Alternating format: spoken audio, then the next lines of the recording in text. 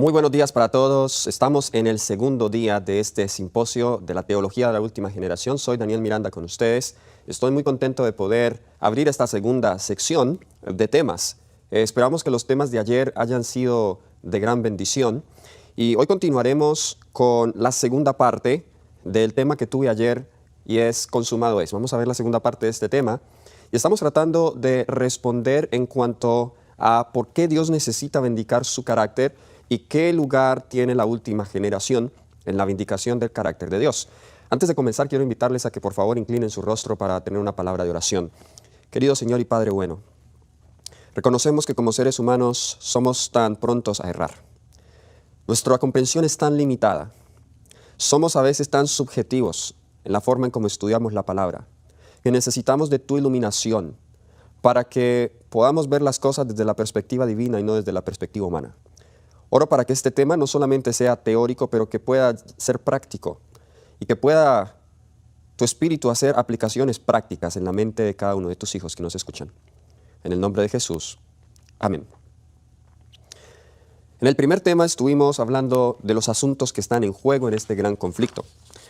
Y dijimos que entre las acusaciones de Satanás a Dios tenemos que Satanás acusó a Dios de no ser amor. También mencionamos que Satanás ataca la ley de Dios y dice que esa es una ley arbitraria. Satanás también acusa a Dios de no preocuparse por el interés y el bienestar de sus criaturas. Acusa a Dios que su ley es imposible que se obedezca y por ende se necesita una nueva ley y un nuevo gobierno.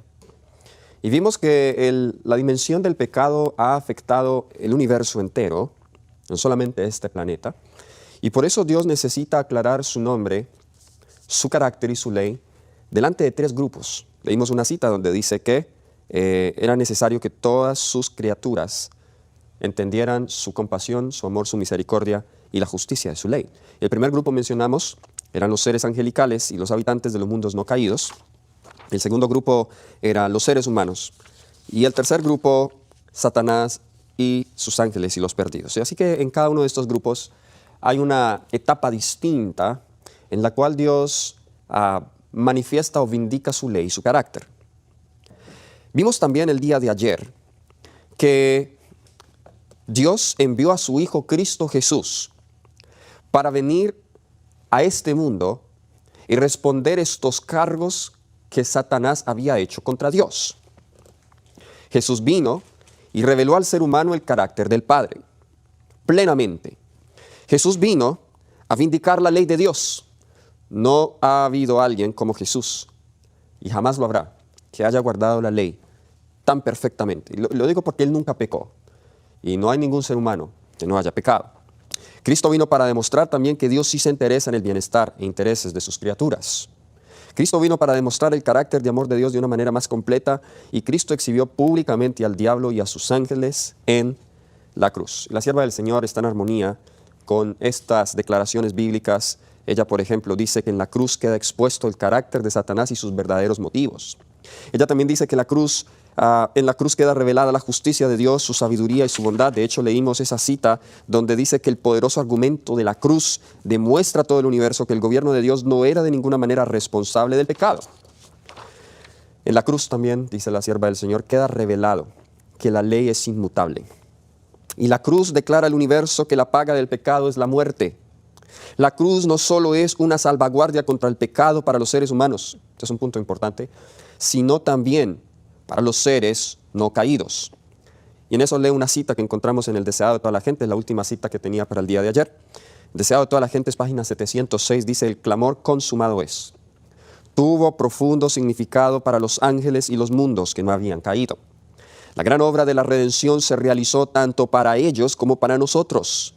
Ellos comparten con nosotros los frutos de la victoria de Cristo. Así que la cruz tiene un alcance cósmico. No solamente era para los seres humanos, pero la cruz también es una salvaguardia para los ángeles no caídos. Porque en la cruz se revela cuán terrible es el pecado. En la cruz se revela el dolor que el pecado causa al corazón de Dios. Pero ya terminamos con una pregunta. Si la cruz cumplió todo esto, no solamente la cruz, sino la muerte de Cristo en la cruz, su vida, su muerte, su resurrección, ¿por qué Satanás no fue destruido en la cruz? ¿Fue la derrota de Satanás completa en la cruz? Claro que sí. Vamos a leer algunos pasajes. Vamos al libro de Apocalipsis, el capítulo 12, versículos del 9 al 12. Recuerden que vimos que el capítulo 12 de Apocalipsis menciona o muestra dos caídas de Satanás. La primera, cuando arrastra a los ángeles del cielo con su cola, la tercera parte de las estrellas del cielo, y esta es su caída o su derrota en la cruz. Y nos dice Apocalipsis el capítulo 12, versículos del 9 al 12. Y fue lanzado fuera el gran dragón, la serpiente antigua que se llama Diablo y Satanás, el cual engaña al mundo entero. Por eso sabemos que esto no fue cuando él originalmente fue arrojado del cielo, porque en aquel momento no había engañado al mundo entero. El cual engaña al mundo entero fue arrojado a la tierra, y sus ángeles fueron arrojados con él.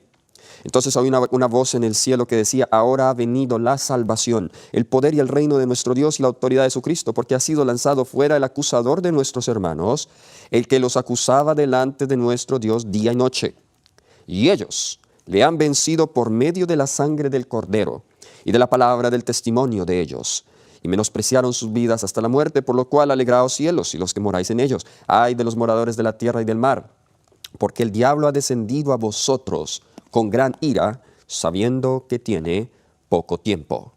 Satanás fue derrotado en la cruz, pero aún se le permitió vivir más. Se le permitió vivir poco tiempo. Y Satanás, al verse expulsado del cielo, ya no podía acusar a los hijos de Dios delante de él día y noche. Ya no tenía acceso a entrar al cielo. Entonces algunos se preguntan, ¿cómo aún los acusa hoy? Bueno, nos sigue acusando ante los ángeles que pueden aún venir acá, los ángeles celestiales que vienen acá, nos acusa ante ellos y los ángeles reportan a Dios. Pero ya Satanás no tiene acceso a los cortes celestiales. Fue derrotado y fue expulsado del cielo. Ahora, habiendo sido expulsado, y al ver que tenía poco tiempo, el texto o el capítulo 12 de Apocalipsis nos dice que ahora él arremete toda su ira contra la iglesia. De hecho, note lo que dice el versículo 13 hasta el 16 del libro de Apocalipsis. Versículo 13 hasta el 16 dice: y cuando vio el dragón que había sido arrojado a la tierra, persiguió a la mujer que había dado a luz al hijo varón. Esta mujer es la iglesia. Se le dio a la mujer las dos alas de la gran águila para que volase delante de la serpiente al desierto, a un lugar donde es sustentada por tiempos y la mitad de un tiempo. Esos son 1260 años, de acuerdo al versículo 6. Y la serpiente arrojó de su boca tras la mujer agua como río para que fuese arrastrada por el río. Pero la tierra, el territorio de los Estados Unidos, ayudó a la mujer, pues la tierra abrió su boca y tragó del río que el dragón había echado de su boca.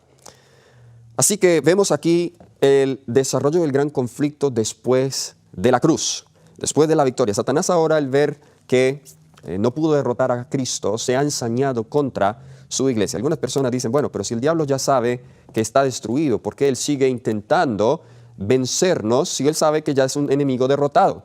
Bien, aunque el diablo sabe eso, aún alberga la idea que él podrá establecer su reino. Él lo sabe, pero recuerden, él no cree a veces la palabra, él no cree la palabra de Dios. Y aún a pesar del decreto que se dio contra él en la cruz, aún alberga la esperanza de poder tener victoria. De hecho, aún después del milenio, cuando los malvados resuciten y sean juzgados, la Biblia nos dice que el diablo va a reunirlos a todos y son como la arena del mar y van a atacar la santa ciudad. Pregunta, si ya saben que están derrotados, ¿por qué lo van a hacer? Porque aún albergan la esperanza. Pero el versículo en el cual ahora quiero concentrarme es el versículo 17. Entonces, el dragón se llenó de ira contra la mujer y se fue a hacer guerra contra el resto de la descendencia de ella, los que guardan los mandamientos de Dios y tienen el testimonio de Jesucristo. Su ira entonces ahora se vuelve a encender contra el último remanente, está la última generación, que guardan los mandamientos de Dios y tienen el testimonio de Jesucristo. Estamos notando de nuevo que el asunto en juego en este gran conflicto, aún hasta el final del tiempo, son los mandamientos de Dios. Y aquí interesante también se coloca el testimonio de Jesucristo. Como nos dijo nuestro hermano teólogo José Miguel Alarcón el día de ayer, algunos han separado los testimonios, el espíritu de profecía, de los mandamientos, que incluye toda la palabra de Dios. Pero ambos son revelación divina, es decir, la guerra de Satanás es contra todo aquello que Dios ha revelado, su palabra, su revelación.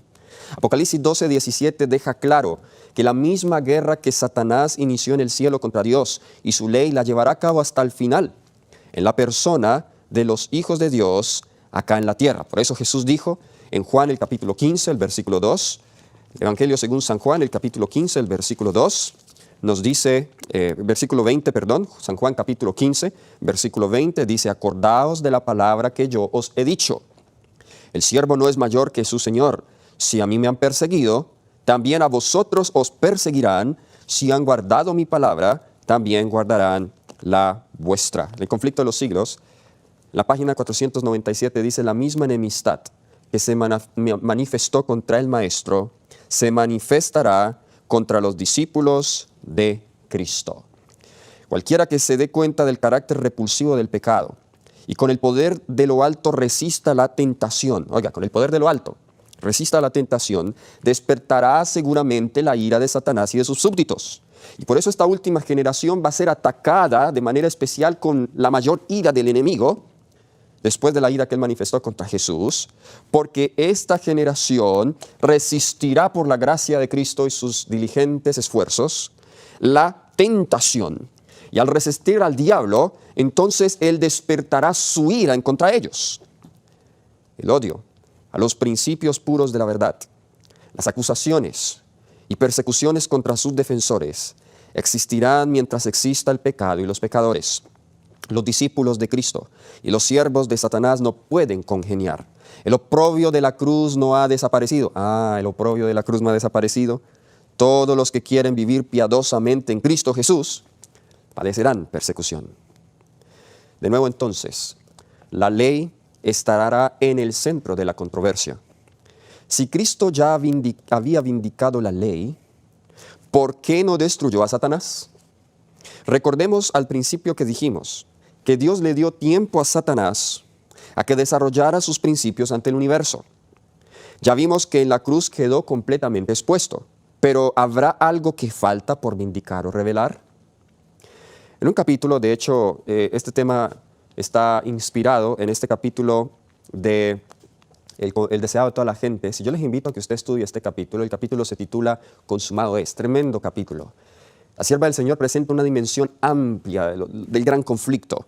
Y voy a sacar algunos apartes de este capítulo y también del conflicto de los siglos para poder entender por qué aún el diablo no fue destruido en la cruz y qué otros asuntos aún quedan en juego que no fueron completamente solucionados en la cruz.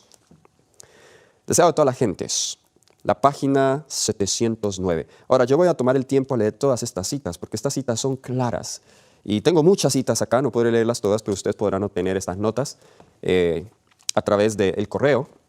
Nos dice acá, sin embargo, Satanás no fue destruido entonces. Mira qué interesante esto.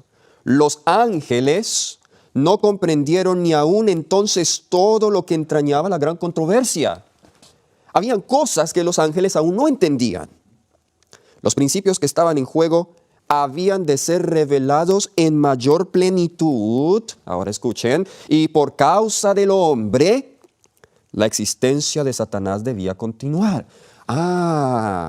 Recuerden que dijimos que no es suficiente solamente que los ángeles vean la justicia de Dios.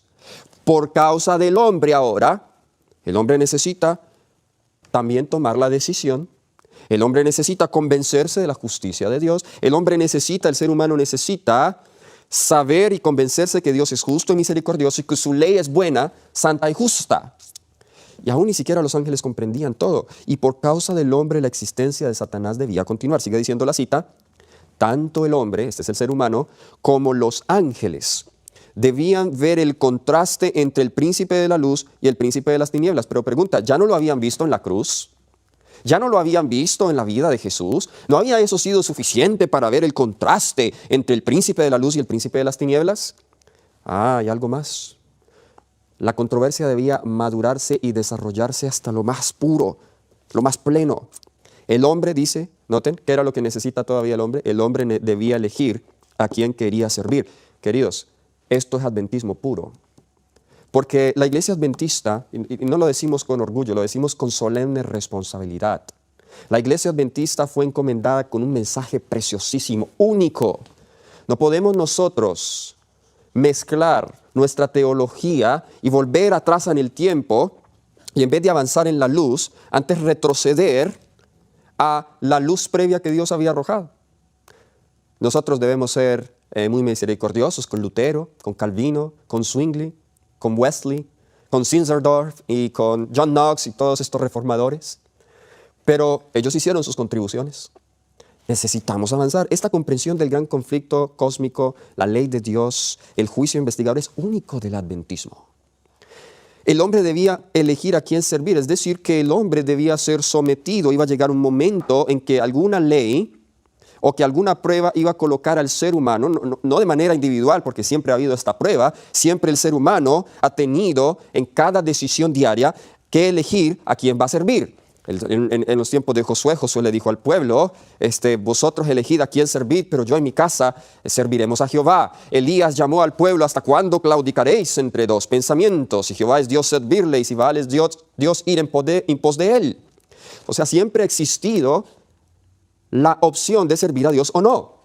Pero aquí no está hablando de esa elección individual, aquí está hablando de una manera cósmica universal. Porque el conflicto es un asunto cósmico universal.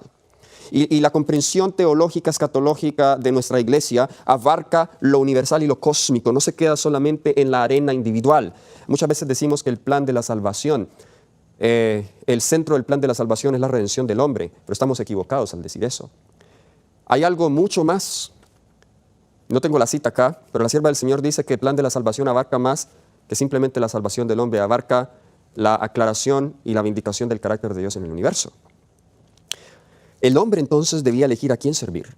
Para que esto sea posible, debe someterse al hombre a una prueba universal donde tenga que elegir entre obedecer a Dios o a los hombres. Allí se terminarán de aclarar todos los asuntos. Ahora, voy a leerles otra cita. Deseado de toda la gente es página 709. Esta es el párrafo 5, el párrafo siguiente. Tremenda cita, dice. Al principio de la gran controversia, Satanás había declarado que la ley de Dios no podía ser obedecida. Esto ya lo habíamos visto. Que la justicia no concordaba con la misericordia. Y que si la ley había sido violada era imposible que el pecador fuese perdonado.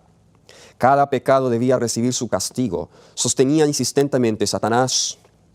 Y si Dios remitía el castigo del pecado, no era un Dios de verdad y justicia. ¿Notaron eso? Él decía, si yo fui castigado, entonces el ser humano merece ser castigado. No puede ser perdonado. Cuando los hombres, sigue la cita diciendo, cuando los hombres violaban la ley de Dios y desafiaban su voluntad, Satanás se regocijaba. Declaraba que ello demostraba que la ley de Dios no podía ser obedecida, el hombre no podía ser perdonado. Voy a detenerme acá. Cada vez, esto es solemne lo que voy a decir, cada vez que pecamos, y yo mismo me siento humillado al decir esto, cada vez que pecamos, nosotros le estamos dando la razón a Satanás. Nosotros estamos fortaleciendo los argumentos de Satanás en que la ley no se puede obedecer y que no podemos ser perdonados. Por eso es que el diablo odia la santa ley. Y qué triste que sutilmente nos hemos dejado penetrar con esa idea de que no es posible vencer el pecado. Esa idea prácticamente está diciendo lo mismo que Satanás está acusando. No es posible que la ley se obedezca, porque el pecado es infracción de la ley. Ahí está el problema. Y ayer nuestro querido teólogo Alarcón nos explicó eso claramente. El problema es la definición del pecado. El diablo nos ha confundido con algo tan sencillo. Y nos ha confundido en cuanto a la definición del pecado, y ahora la definición del pecado es parte de mí, es la naturaleza. Entonces, si yo tengo naturaleza pecaminosa, pues estoy condenado a pecar hasta que Cristo venga. ¿Podrá eso vindicar el carácter de Dios? Nótese que entonces ahora las acusaciones son en contra del ser humano. Y la desobediencia del hombre demuestra que Satanás tiene la razón en decir que la ley no se puede guardar.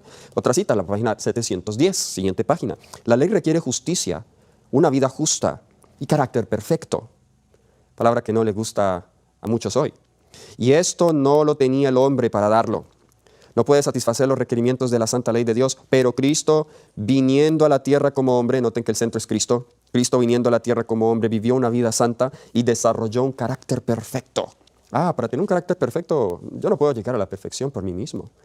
Déjeme hacer un paréntesis en cuanto a la perfección. Yo sé que van a hablar de esto, pero en el mismo momento que usted recibe a Cristo y recibe su perdón no solamente declarativo, sino que recibe su perdón transformador, como nos habló el pastor Salazar ayer, en ese momento usted es perfecto en Cristo.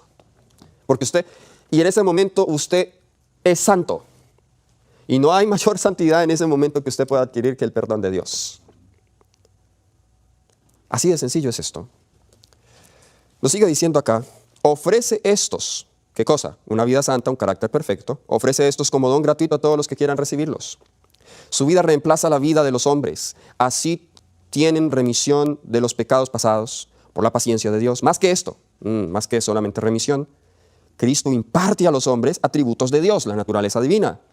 Edifica el carácter humano a la semejanza del carácter divino y produce una hermosa obra espiritualmente fuerte y bella. Así la misma justicia de la ley se cumple en el que cree en Cristo. Dios puede ser justo y el que justifica al que es de la fe en Jesucristo. Entonces, ¿cómo es que se vindica la ley? Teniendo la justicia de la ley en nosotros, imputada e impartida a través de la justicia de Cristo. Porque Cristo ha sido el único que ha guardado la ley perfectamente. Nosotros todos hemos pecado y estamos destituidos de la gloria de Dios. Satanás entonces ahora saca una nueva acusación contra Dios.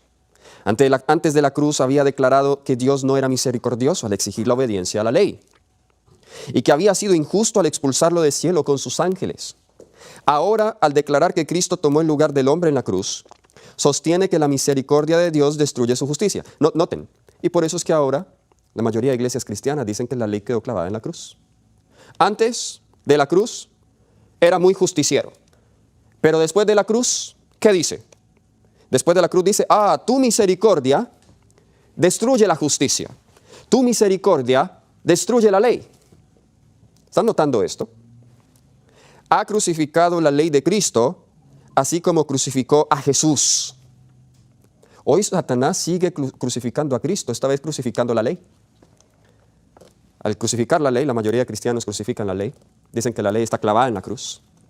Lo que están haciendo es lo mismo que hicieron los judíos con Jesús. Están crucificando a Cristo. Su guerra final ya no es en contra de Jesús personalmente, sino en contra de su ley y los que guardan los mandamientos. Por eso el cuerno pequeño, de nuevo, esto es único adventista, el cuerno pequeño, ahí en Daniel capítulo 7, versículo 25, note lo que iba a pensar y lo que hizo el cuerno pequeño.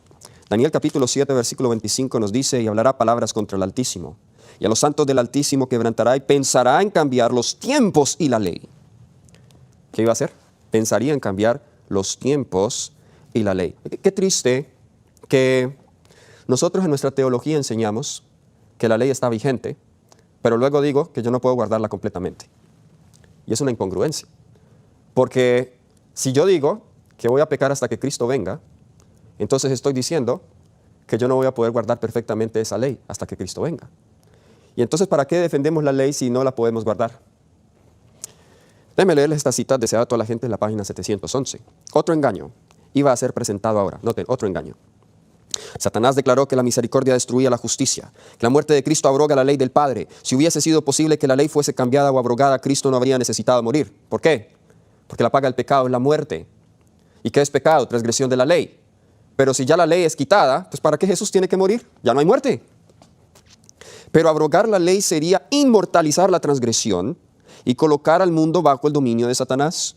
Porque la ley era inmutable, porque el hombre debía ser salvo únicamente por la obediencia a sus preceptos, fue levantado Jesús en la cruz.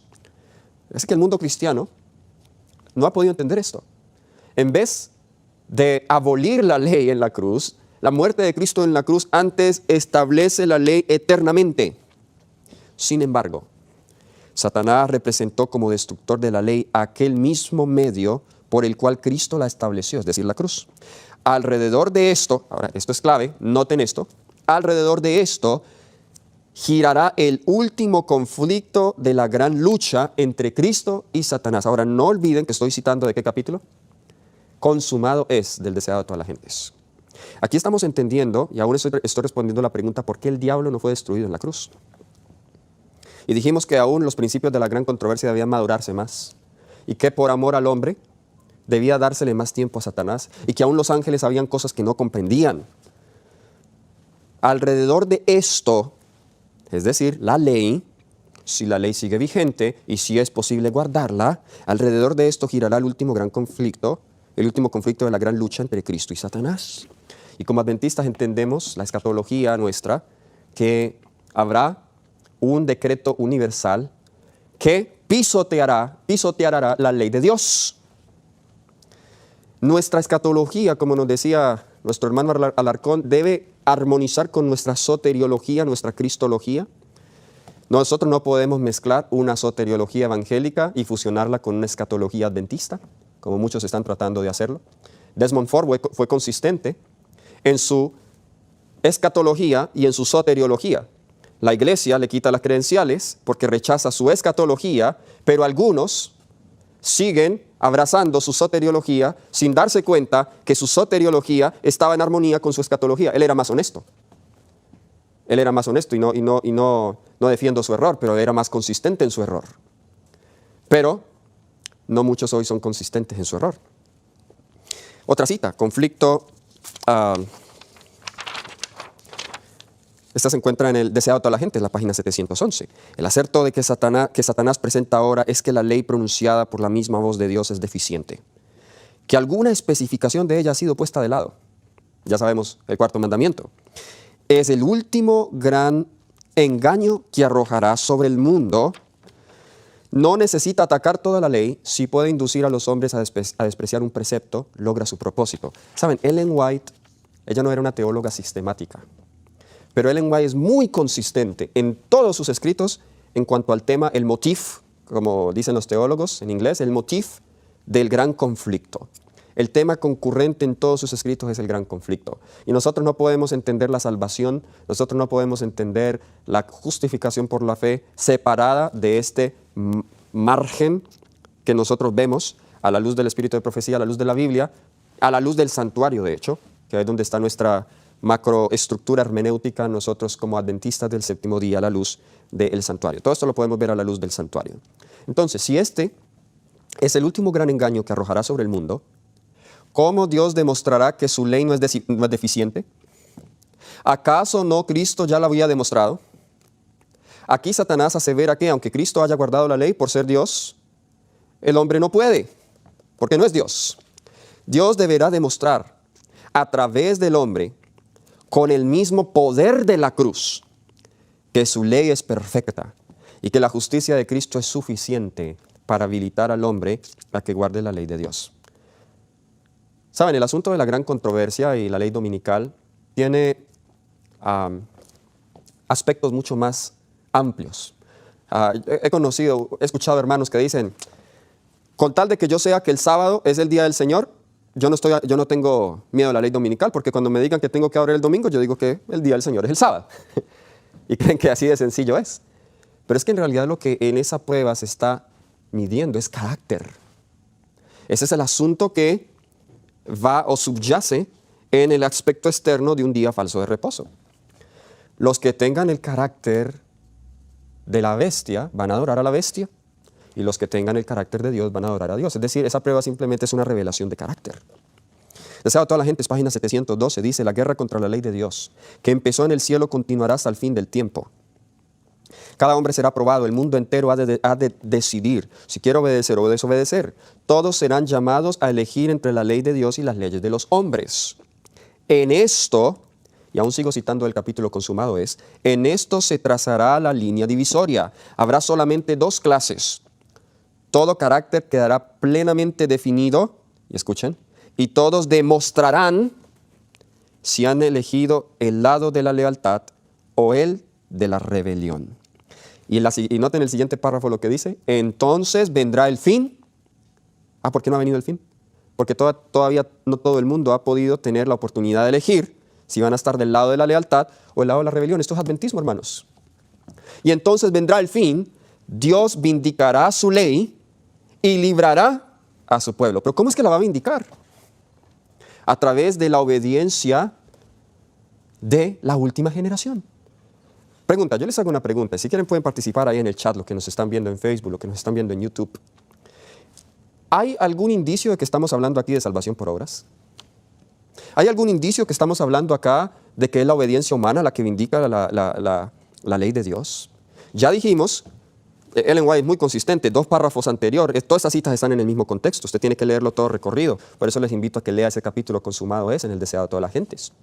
En los párrafos anteriores ella dice que es cuando recibimos la justicia de Cristo que la justicia de la ley es imputada a nosotros. No es por ninguna obra y esfuerzo humano. Es solo por los méritos y la gracia de Cristo Jesús. Sigo leyendo esta cita, deseada a toda la gente, es página 712. Entonces vendrá el fin. Dios vindicará su ley y librará a su pueblo. Satanás y todos los que se han unido con él en la rebelión serán cortados. El pecado y los pecadores perecerán, raíz y rama. Citando Malaquías 4:1. Satanás, la raíz y sus seguidores, las ramas. Será cumplida la palabra dirigida al príncipe del mal. Se cita Ezequiel 28, 6 al 19. Por cuanto pusiste en tu corazón como corazón de Dios, te arrojé de entre las piedras del fuego, oh querubín protector. En espanto serás y para siempre dejarás de ser. Entonces no será el malo y contemplarás sobre su lugar y no parecerá. Serán como si no hubiesen sido. Y allí se vindicará completamente el carácter de Dios. Ahora, quiero leerles dos citas más. Y luego quiero pasar al último punto y es el papel del ser humano en la vindicación del carácter de Dios. Deseado a toda la gente es página 713, párrafo 2 y párrafo 3. Pero no sucederá así. Cuando la gran controversia termine, entonces, habiendo sido completado el plan de la redención, de nuevo, habiendo sido completado el plan de la redención, el carácter de Dios quedará revelado a todos los seres creados. O sea, decir que Jesús en la cruz cumplió lo que cumplió como lo leímos, es cierto, pero no debemos pararnos y terminar en la cruz. Nosotros debemos ver esto de una manera más amplia. Y como le dije, el desarrollo de la gran controversia y del plan de la redención tiene distintas etapas progresivas, y eso lo vemos en el santuario. La obra de Cristo en la cruz solamente corresponde a la obra del atrio. ¿Okay? Así que sigo leyendo. El carácter de Dios quedará revelado a todos los seres creados. Se verá que los preceptos de su ley son perfectos e inmutables. El pecado habrá manifestado entonces su verdadera naturaleza. Satanás su carácter. Entonces el exterminio del pecado vindicará el amor de Dios. Y esta es la tercera fase. Recuerdan Apocalipsis 21 cuando dice, hecho está, consumado es. Después de que en el capítulo 20 de Apocalipsis el pecado y los pecadores han sido exterminados, entonces el exterminio del pecado vindicará el amor de Dios. Esa es la última fase de vindicación. Y rehabilitará su honor delante del universo compuesto de seres que se deleitarán en hacer su voluntad y en cuyo corazón estará su ley.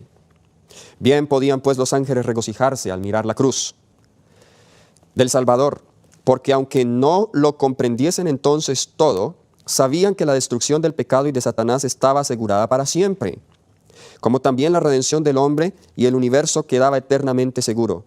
Ahora escuchen esto. Cristo mismo comprendía plenamente los resultados del sacrificio hecho en el Calvario. Los consideraba todos cuando en la cruz exclamó, consumado es.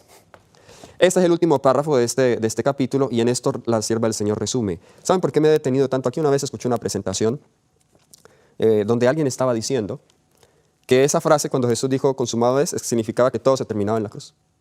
Pero cuando leemos todo el capítulo y el contexto, dice, todo esto Jesús tenía en mente. Es decir, cuando Jesús dijo consumado es en la cruz, su mente se fue hasta después del milenio en la erradicación final del pecado y los pecadores. Y todo eso Jesús lo tenía en mente cuando exclamó, consumado es. Es decir, ¿qué se terminó en la cruz entonces?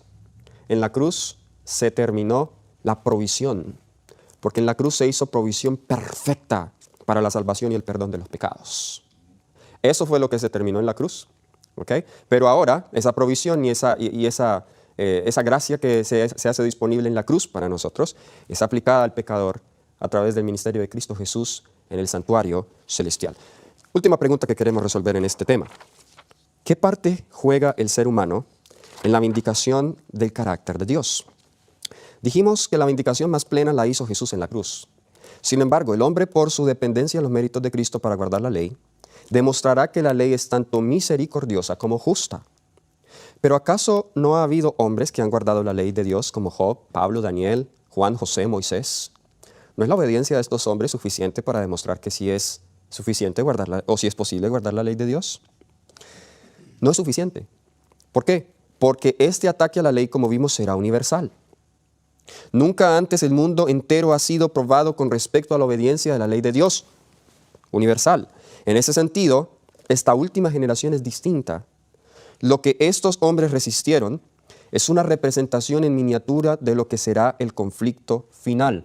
Por eso esta última generación se caracteriza es porque vivirá durante este tiempo. Es una de sus características. El conflicto final será entre la obediencia a Dios guardando su ley, en especial el cuarto mandamiento, Apocalipsis 14:7, o adorar a la bestia y recibir a su imagen, Apocalipsis 14, del 9 al 11. Qué interesante que el mensaje de los tres ángeles termina así. Después de que se presenta esa gran controversia, y el mensaje del tercer ángel advierte a los hombres a no adorar a la bestia y a su imagen, hay una voz en el cielo que dice las siguientes palabras. Apocalipsis 14:12. Aquí está la paciencia de los santos. Es como si en medio de esa apostasía universal, cuando Satanás está acusando a Dios diciendo tu ley no se puede guardar, así como en el libro de Job, es como si Dios apareciese y dijera, espera, Satanás, has visto a mi siervo Job, pero esta vez va a decir, espera, aquí está la paciencia de los santos. Aquí están. Si los ves, están allí. Es un grupo pequeño. Aquí está la paciencia de los santos. Los que guardan los mandamientos de Dios y la fe de Jesús. No dice la fe en Jesús. Es muy distinto, bueno, ese será otro tema. Tener fe en Jesús y tener la fe de Jesús. ¿Sabían ustedes que el diablo tiene fe en Jesús? La Biblia dice que los demonios creen y tiemblan. La fe no es algo que yo genero. Yo no puedo tener fe. La fe es un don que recibo y en realidad la fe que me habilita a vivir como Cristo es la fe de Él. La fe de Jesús en mí. Los 144,000 serán quienes pasarán por el gran tiempo de angustia, cuando Jesús haya salido del lugar santísimo. Ellos demostrarán su fidelidad en el momento más difícil de la historia, y así demostrarán que si en el momento más prohibitivo es posible guardar la ley de Dios, también lo será en cualquier otra circunstancia. Y por eso Satanás no podrá decirle a Dios, pero si ellos estuviesen en otra situación más difícil, ahí sí, ellos desobedecerían la ley de Dios. Dios le va a decir, mira, ¿no te es suficiente la prueba a la cual los he sometido? Si ellos fueron capaces de permanecer firmes, aún en los tiempos más prohibitivos, podrán ser fieles en cualquier otra circunstancia. Esto no es salvación por obras. Esto no es hacer del hombre el centro y no Dios. Para nada. Ante los 144,000 serán los últimos en pensar que hay mérito alguno en ellos. Serán la generación más dependiente de Dios. Conflicto de los siglos, página 604. Aun cuando los hijos de Dios se ven rodeados de enemigos que tratan de destruirlos. La angustia que sufren no procede del temor de ser perseguidos a causa de la verdad. Esta cita la volveremos a leer de nuevo en el otro tema que tendré en cuanto a angustia sin angustia. ¿Cómo vivirá la última generación en el tiempo de angustia? La angustia de ellos no será porque están siendo perseguidos. Lo que temen es no haberse arrepentido de cada pecado. Conflicto de los siglos, página 604, párrafo 3, dice, de todos lados oyen hablar de conspiraciones y traiciones y observan la actividad amenazante de la rebelión. Esto hace nacer en ellos un deseo intensísimo de ver acabarse la apostasía y de que la maldad de los impíos llegue a su fin, pero mientras piden a Dios que detenga el progreso de la rebelión, se reprochan a sí mismos con gran sentimiento. Luego tenemos eso de el reproche. Maranata, el Señor viene, página 282, dice, en el tiempo de angustia, si el pueblo de Dios conservase pecados aún inconfesos, escuchen, cuando los atormentan el terror y la angustia sería aniquilado, la desesperación acabaría con su fe y no podrían tener confianza para rogar a Dios que los librase, pero por muy profundo que sea el sentimiento que tiene de su indignidad, no tiene culpas escondidas que revelar. ¿Qué significa eso? Ya sus pecados han sido borrados del santuario, por ende ya han tenido victoria sobre el pecado. Sus pecados han sido examinados, dice acá, y borrados en el juicio, y no pueden ser recordados. Ahora, ¿seguirán teniendo naturaleza pecaminosa? Claro que sí. ¿Podrían pecar? Claro que sí podrían pecar. Pero han sido sellados. Sus pecados han sido borrados. La Iglesia Adventista del Séptimo Día, Dios la levantó para que juegue un papel especial en los últimos días, con un propósito especial, escatológico, y es vindicar la ley y el carácter de Dios en el tiempo cuando universalmente se pisotee la ley. Deseado a toda la gente, es página 625, nos dice, la misma imagen de Dios se ha de reproducir en la humanidad. El honor de Dios, el honor de Cristo están comprometidos en la perfección del carácter de su pueblo. Una cita antes de esta, en Review and Herald, 16 de abril de 1901, dice, todo el cielo está a la espera de escucharnos vindicar la ley de Dios. Otra, Palabras de vida del Gran Maestro, página 114, el honor de su trono está empeñado, en realidad en inglés dice, is at stake, está en juego, en el cumplimiento de la palabra que se nos ha dado. Deseado a toda la gente, es página 712, dice, Dios vindicará a su ley y librará a su pueblo. Estamos viendo a través de todas estas citas el papel de la iglesia adventista del séptimo día de la última generación en la vindicación del carácter de Dios. Efesios 3, versículos 10 y 11. Efesios capítulo 3, versículos 10 y 11 dice, para que la multiforme sabiduría de Dios sea ahora dada a conocer por medio de la iglesia. Dios quiere usar la iglesia para manifestar ¿qué cosa? La multiforme sabiduría de Dios. ¿A quién se lo va a demostrar? A los principados y potestades en lugares celestiales conforme al propósito eterno que hizo en Cristo nuestro Señor. Testimonios para los ministros. Página 50. Por la iglesia, escuchen. Finalmente se manifestará la revelación final y completa del amor de Dios al mundo que ha de quedar iluminado por su gloria. Dice completa.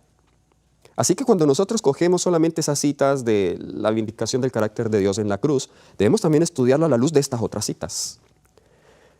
Los adventistas nos hemos vuelto expertos en entender a Pablo, que es más complicado que Ellen White, pero estamos bien confundidos con Ellen White, porque no le aplicamos los mismos principios hermenéuticos al espíritu de profecía que le aplicamos a la Biblia y a los escritos de Pablo. Y podemos explicar esos textos de Pablo en cuanto a la comida, en cuanto a la ley, en cuanto a la gracia, pero a veces nos cuesta entender a Ellen White en cuanto a los temas de la salvación. Una cita más que quiero compartir, Testimonios para la Iglesia, tomo 9, página 17, en un sentido muy especial. Me encanta esta cita. Los adventistas del séptimo día han sido colocados en el mundo como centinelas y transmisores de luz. A ellos ha sido confiada la tarea de dirigir la última amonestación a un mundo que perece. La palabra de Dios proyecta sobre ellos una luz maravillosa, una obra de la mayor importancia. Les ha sido confiada proclamar los mensajes del primero, segundo y tercer ángeles. Ninguna otra obra puede ser comparada con esta y nada debe desviar nuestra atención de ella. Importantísimo esta cita, la obra que tenemos como iglesia delante de nosotros. Cuando este conflicto se termine y se pronuncien las palabras de Apocalipsis 21, 16, hecho está. Entonces, el pecado y los pecadores habrán terminado. Y Cristo establecerá su reino eterno. Su reino quedará completamente establecido. La justicia y la paz reinarán. Y Cristo demostrará que Él tiene la razón. ¿Quieres tú colocarte del lado de Jesús?